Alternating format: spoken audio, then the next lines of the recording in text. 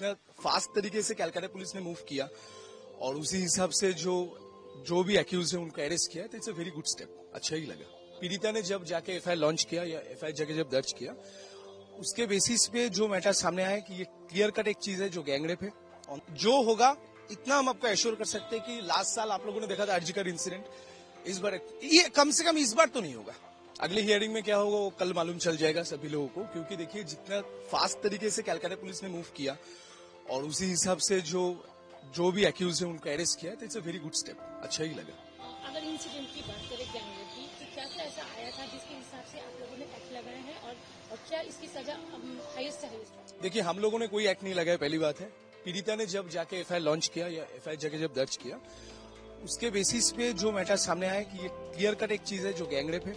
On the basis of that highest जो punishment होगा shall not be less than 20 years, but it may lead up to life imprisonment. Family का उनका कहना है कि हमें फांसी चाहिए, क्या हो सकता है कि उन्हें फांसी?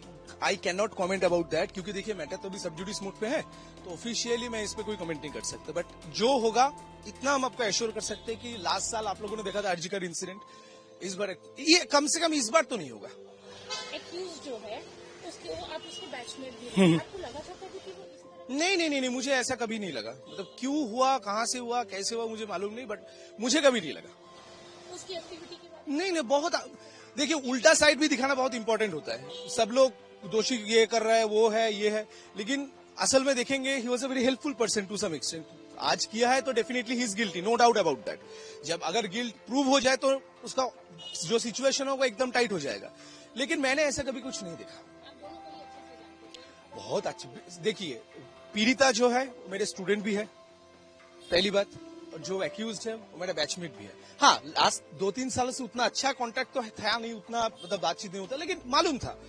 अब ये इंसिडेंट हुआ, दिस इज वेरी अनफॉर्चुनेट, क्या होगा चलते देखते हैं। बाकी जो जूनियर्स जो है वो भी इसमें involved उनके बारे में हम कभी नहीं जानते। अगर कलकत्ता पुलिस चाहे तो बहुत बड़े से बड़े लोगों को भी हटा भी सकता है, उसको अंदर भी कर सकता है। तो मुझे I don't think that there is a need of CBI. अभी अगर देखा जाए तो वो जो कॉलेज है उसमें वो एक्यूज एक्स स्टूडेंट था और जो पीड़िता है वो वहाँ पे स्टूडेंट थी, तो आप तो अच्छे से जानते थे, क्या इस तरह की एक्टिविटी वहाँ पर होती थी एक्यूज के द्वारा कि वो आता था, धमकाता था? नहीं, मुझे इस बारे में कोई मालूम ही नहीं है कि वो आता था या नहीं, वो कुछ करता था या नहीं। मुझे मेरे स्टूडेंट ने जब बोला कि sir I have face this, तब मुझे जाके पता चला। इसका पहला क्या इंसिडेंट है मुझे मालूम नहीं।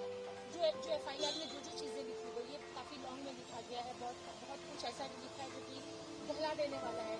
और ऐसा लगता है मनोज ही कैसा इस माइंड स्टेट का इंसान था? मुझे मालूम नहीं, क्योंकि देखिए किसी का माइंड सेट मैं कैमरे के सामने बैठ के जज नहीं कर सकते, क्योंकि आप मेरे सामने कुछ और हो सकते हैं, प्रेस के सामने कुछ और हो सकता है, अपना घर में कुछ और हो सकता है, दोस्तों के साथ अलग हो सकते हैं। तो किसका माइंडसेट क्या है मुझे मालूम नहीं, बट जो सिचुएशन हुआ है दिस इज वेरी अनफॉर्चुनेट। प्रभातखबर.com, विश्वास वही, रफ्तार नहीं।